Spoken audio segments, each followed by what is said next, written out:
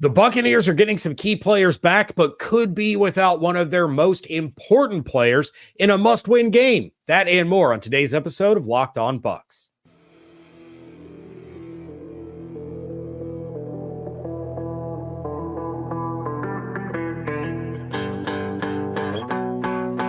You are Locked On Buccaneers, your daily Tampa Bay Buccaneers podcast, part of the Locked On Podcast Network, your team every day.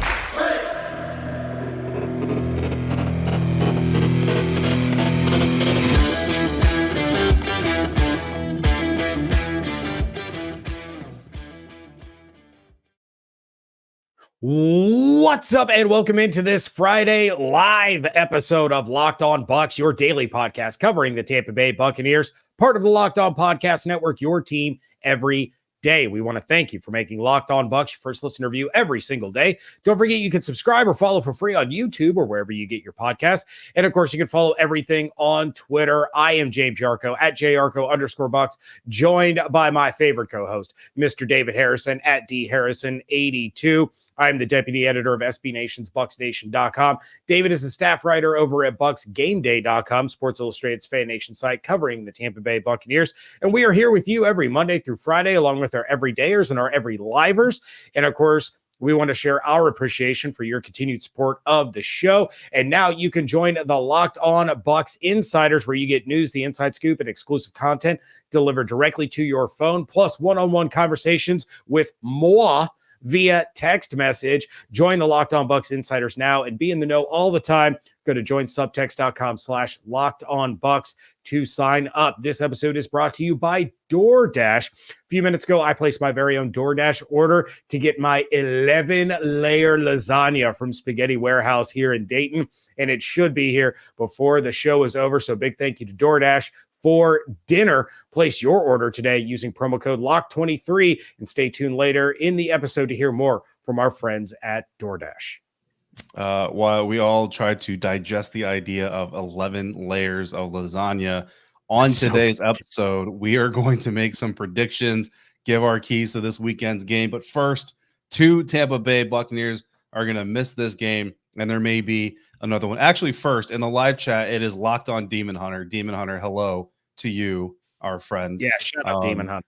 In the live chat, before I could even get in there to give our welcome message that I put in 11 minutes ahead of broadcast, Demon Hunter is all over this thing. Really like that. Appreciate that. David as well. Richard, the Ghost Hunter Gal, that sounds like a YouTube channel that you need to produce content for, because that would be awesome.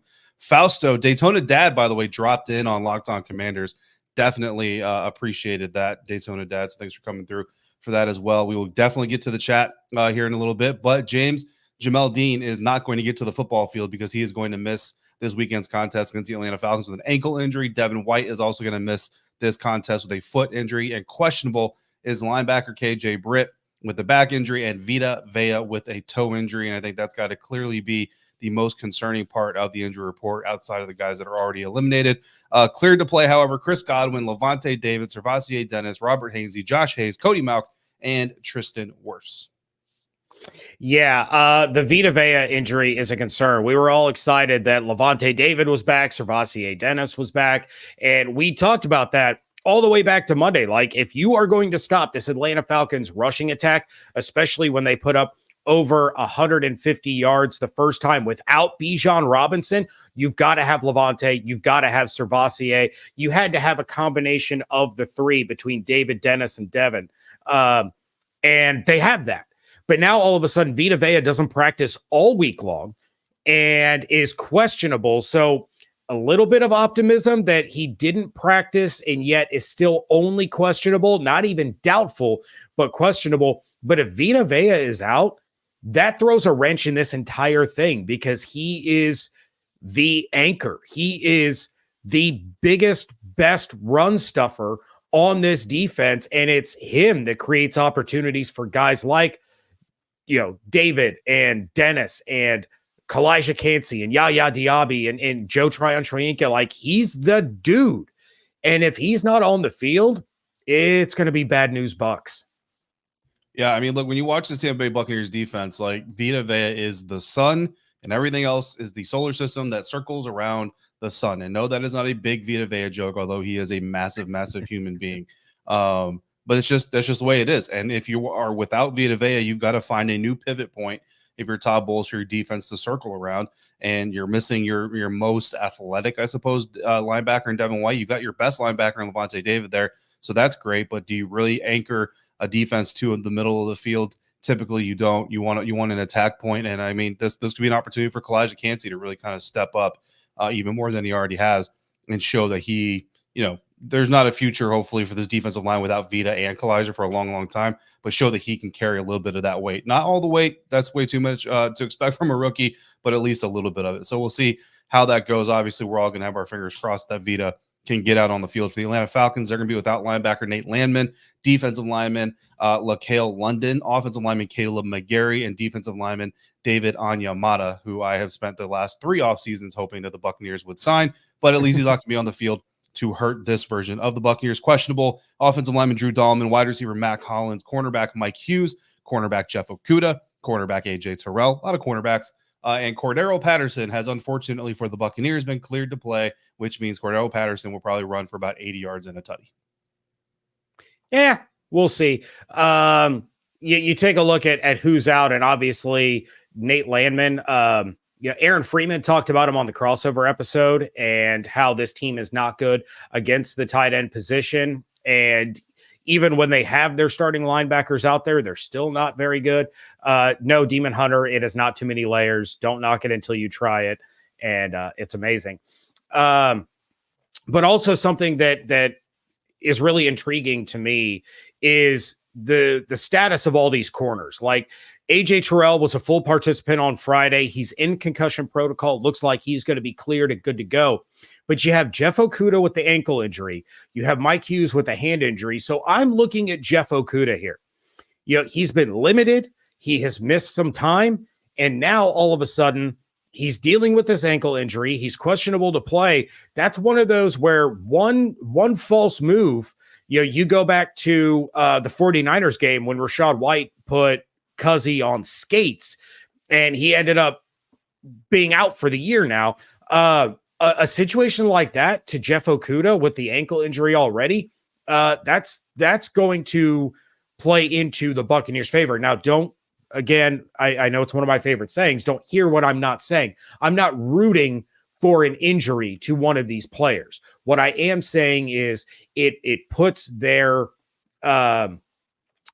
status in doubt to the point that these are injuries that can be tweaked, that can be inflamed, and can cause them to leave the game. So Okudah, again, is the number one guy that I'm circling here to keep an eye on because he may not play his full allotment of snaps if that ankle flares up.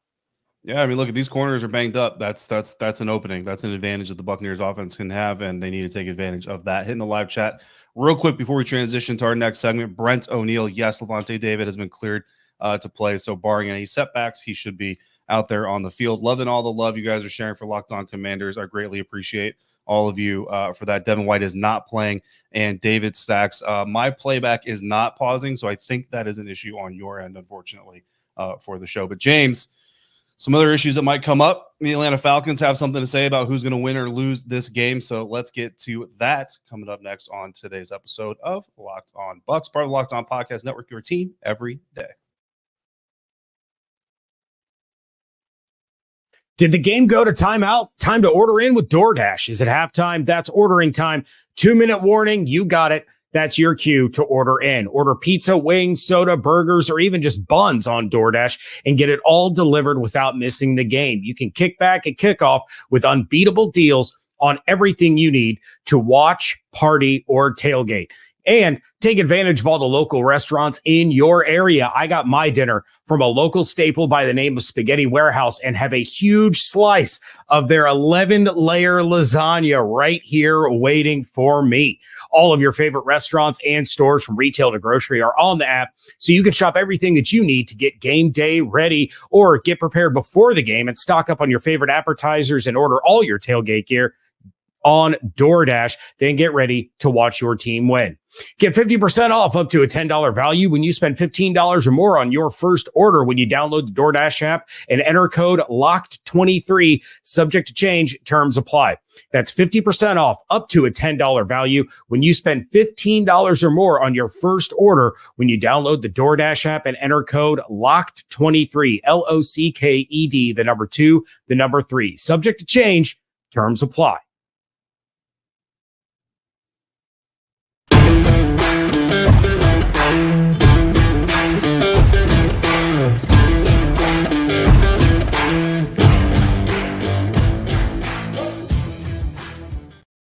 Thanks again for making Locked On 11 Layers of Lasagna your first listener, your first view today and every dayers.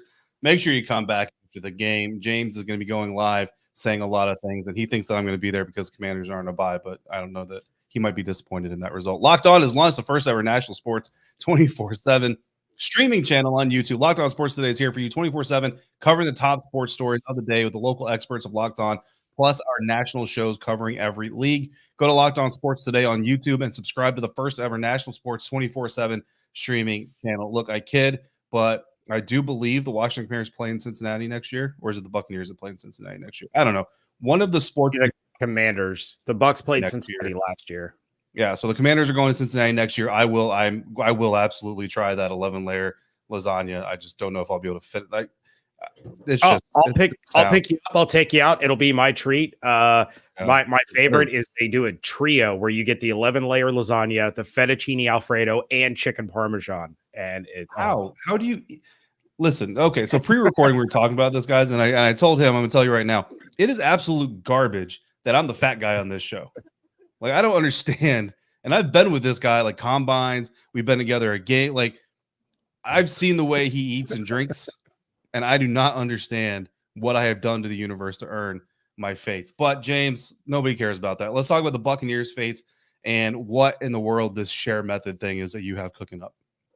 Yeah, my key to the game is what I have dubbed the share method. And for those of you that are unaware of who Cher is, she had a huge hit, multiple huge hits, but she had a big one back in the late 80s called If I Could Turn Back Time. And it's time to move Chris Godwin back to his regular spot and use him the way he's been used over the course of his career, out of the slot. The Falcons slot corners, linebackers have absolutely no chance against Godwin. And that's what has made him so successful in that spot in the first place is the Buccaneers have found schematic mismatches for Chris Godwin against opposing teams, slot corners, and linebackers. Canales and the Bucs made a conscious effort to move Godwin back to the outside or move him to the outside more this season. And as a result, the production has been down. In this game, it is a must win. Here's a fun fact for you. If the Buccaneers win this game, their chance of making the playoffs are 52%. If they lose this game, 8%. So in a must win game, go back to what made you successful in the first place. The Falcons are 25th in the NFL against tight end. Why is that relevant when Chris Godwin's a wide receiver? Well, because scheming Godwin into mismatches open things up against those linebackers, against those shallow defenders, which is where tight ends typically are. They're going into these short to intermediate routes over the middle of the field, and that's where Godwin is going to make his money. So not only is it going to help the Bucs move the chains, get Chris Godwin into a rhythm, but now it's going to open things up down the field later in the game. When you're hyper targeting Chris Godwin in those short to intermediate routes against linebackers in the middle of the field, now all of a sudden the safeties have to start coming down to defend against it. And what happens then? Mike Evans is open 45 yards down the field because he's covered one-on-one, because now all of the safety help has to crash down on what Chris Godwin is doing. If it wasn't broken, you shouldn't have tried to fix it. Now it does need fixing. Go back to what worked before. Yeah, I mean, that's a great key to the game. My key is somewhat similar in that my key to this game is take care of the football. And I know that's kind of a no-duh key to the game. But as was mentioned in the live chat, as we've been talking about on this show every day, as you know it, stop turning the ball over. And it's not just Baker Mayfield, but it certainly is Baker Mayfield. Baker Mayfield has 17 turnover-worthy plays now this season. That's 8th most in the NFL. That's higher ranking than the last time we had an update on Baker Mayfield turnover-worthy plays. The Bucs are +5 in turnover margin somehow, but they're -3 in the last 4 games. That includes 2 victories. So, that's the good news is you're digging out wins even as you're turning the ball over, but that's not a sustainable model for success. Imagine what you could be doing if you're not turning the ball over. And it starts with Baker Mayfield, but really it's everybody on the team. But we are going to harp on Baker a little bit here against the Atlanta Falcons in week 7. The Buccaneers came out of that game +1 in the turnover margin, but because they gave away 2 possessions while taking away 3, they still lost by 3 points. Those turnovers that the Tampa Bay Buccaneers had from Baker Mayfield were the most costly of the entire thing. Baker Mayfield throws an interception at the Atlanta 11. That's points off the board. Baker Mayfield fumbles at the Atlanta 11. That's points off the board. 6 to 12 point swing. One was at the Tampa Bay 11. 6 to 12 point swings on those 2 plays.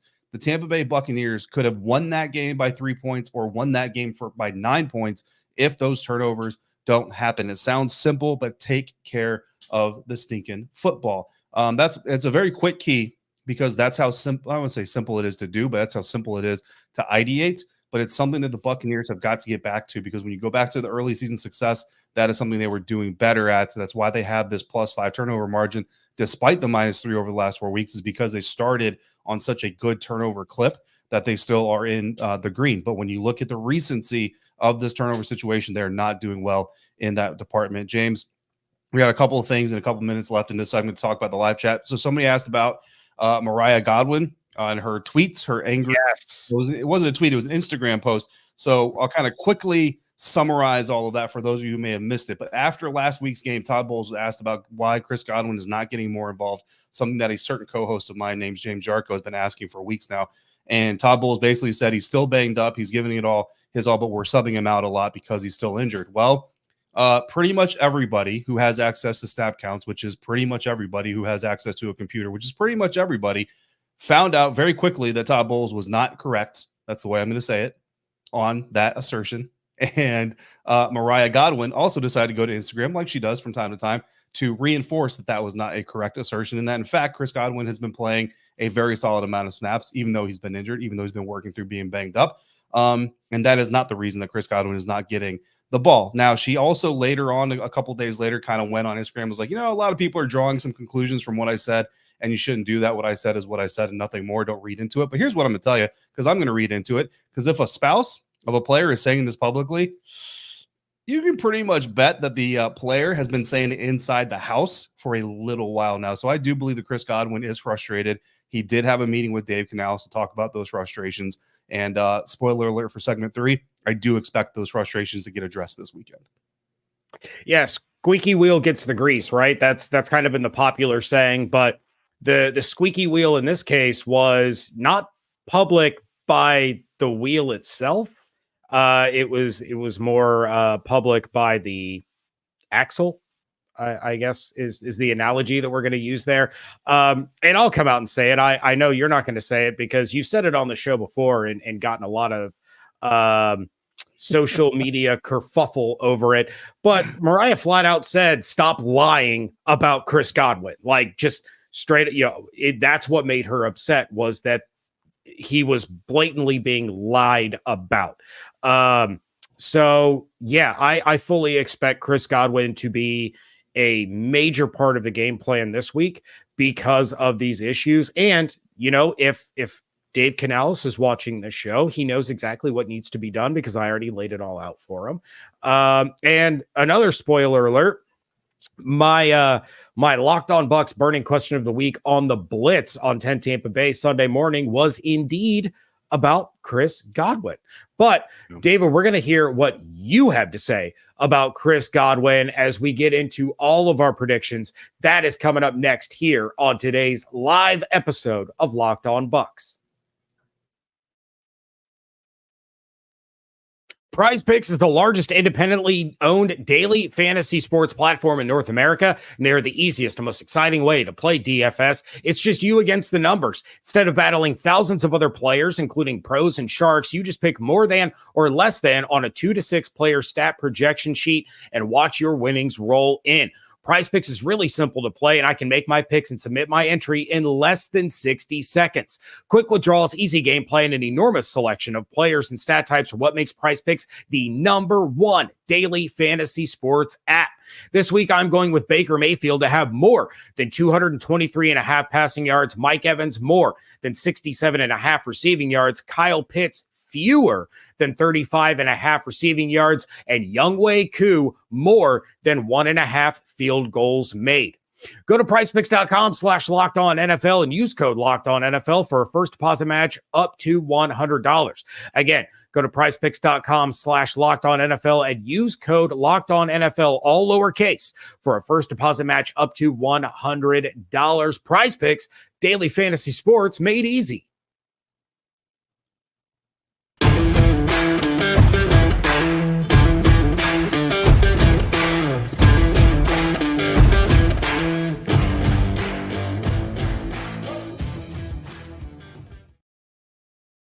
Wrapping things up here on a Friday live edition of the Locked On Bucs podcast. And the Bucs take on the Falcons this Sunday at 1 p.m. inside the house that Luda built in Atlanta. Catch every snap of the Buccaneers hometown broadcast on SiriusXM, on the SiriusXM app. Just search Buccaneers. While you're there, you might just hear a familiar voice during the game. Real quick, before we get into predictions, I have to go back to the comments earlier after that ad and shout out Demon Hunter. He said, love your Mandalorian figure in the background.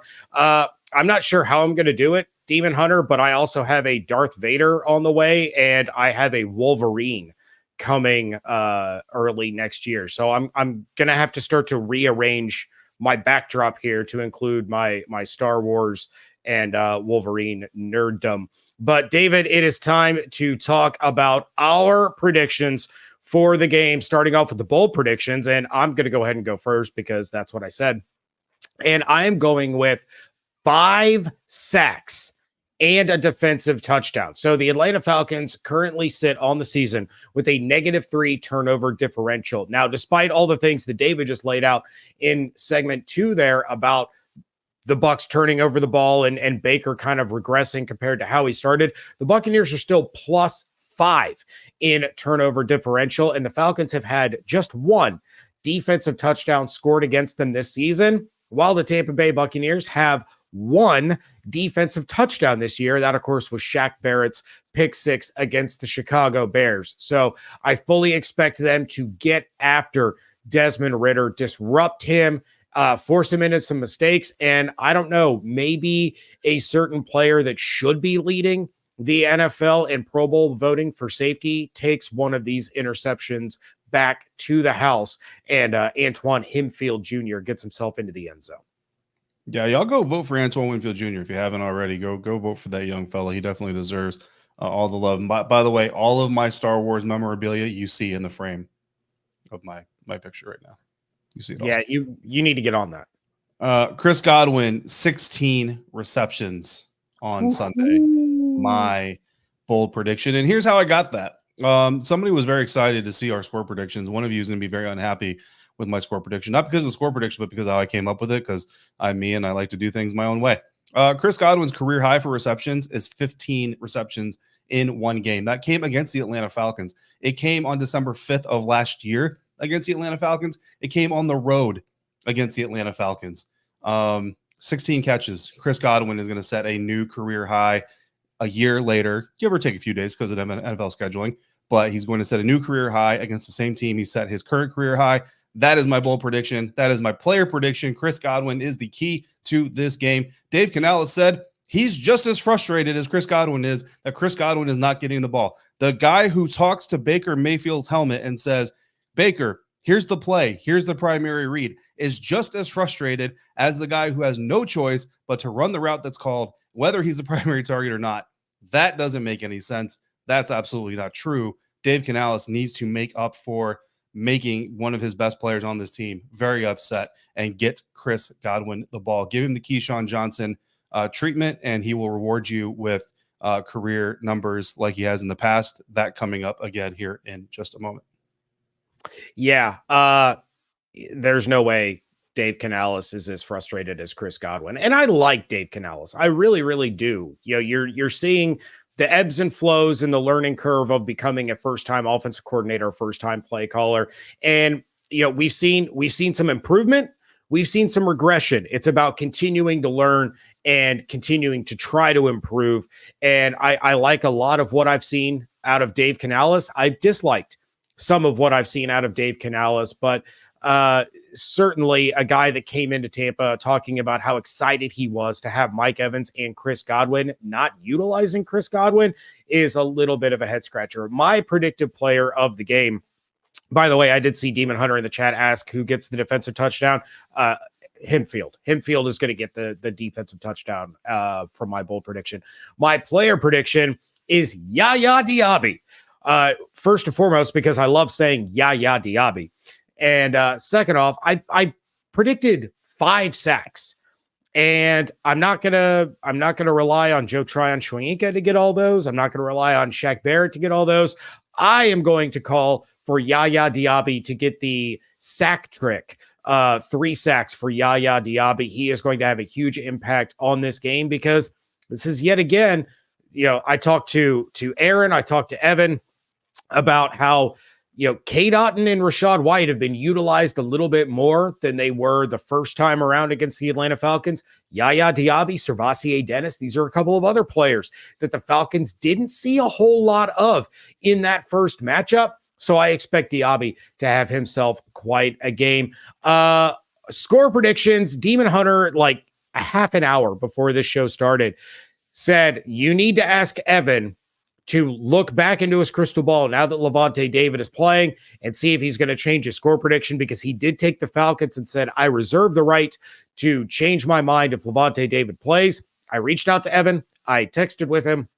He is going with the Atlanta Falcons 24-20 because now he is super concerned about Vita Vea not playing. So with that caveat, he is sticking with the Falcons to win this one 24-20. For those of you that listened or watched my crossover episode with Aaron Freeman of Locked On Falcons, I'm taking the Bucs and Illinois legend Chase McLaughlin's leg to break the hearts of Falcons fans at the last second, the way Young Waku did to the Bucs the first time around. I took the Bucs 23-21. David, you are you're the tiebreaker here. Evan took the Falcons. I took the Bucs. What do you got? I'm going to need David Baez, I think that's how you say it, to stay out of my computer. I don't know how some of you guys hack my computer on a nearly weekly basis, but how dare you? It's some sort of David connection. That's what it is. I suppose. Listen, I went heavy on the Chris Godwin stats, and I'd mentioned it was Chris Godwin's career high for receptions in a game coming against the Atlanta Falcons, coming about a year ago on the road against the Atlanta Falcons. Well, that game ended up in a 30-17 win for the Tampa Bay Buccaneers. So Chris Godwin's going to set a new career high. They're going to win this game 31-17. I love that. That's how I do it. That's how I do it, man. That's how I do it. And Evan is well aware of my score prediction. I hope he enjoys my justification for it. James, real quick, we have a little bit of time. We had a question in the live chat that I do want to get to. Do you see the Buccaneers going to Kyle Trask if the playoffs get out of reach? I say no. I think the Bucs already know what they have in Kyle, and they know they don't like it. I would also lean no, just because if this coaching staff stays intact and Todd Bowles is still your head coach, Dave Canales is still your offensive coordinator, I think there is a strong desire for Baker Mayfield to be your quarterback next year within the Buccaneers organization. So you leave Baker in there, you continue at that point, you're troubleshooting. You are trying some things that you didn't do earlier in the season because at the end, the results don't really matter. So I think Baker stays in barring any kind of injury. But we can talk about that more as the season goes on, and we will be live Sunday following the game. Make sure to Subscribe to the YouTube channel, turn on notifications so you know when we will be live reacting to this game between the Bucs and the Falcons. In the meantime, check out everything that David is doing over at BucsGameDay.com. Check out my work over at BucsNation.com. Join the Locked On Bucs Insiders. Join Subtext.com/LockedOnBucs. Hope you all have an absolutely outstanding day. Stay safe, stay healthy, fire the cannons. Thank you so much for joining us right here on Locked On Bucs, part of the Locked On Podcast Network, your team every day.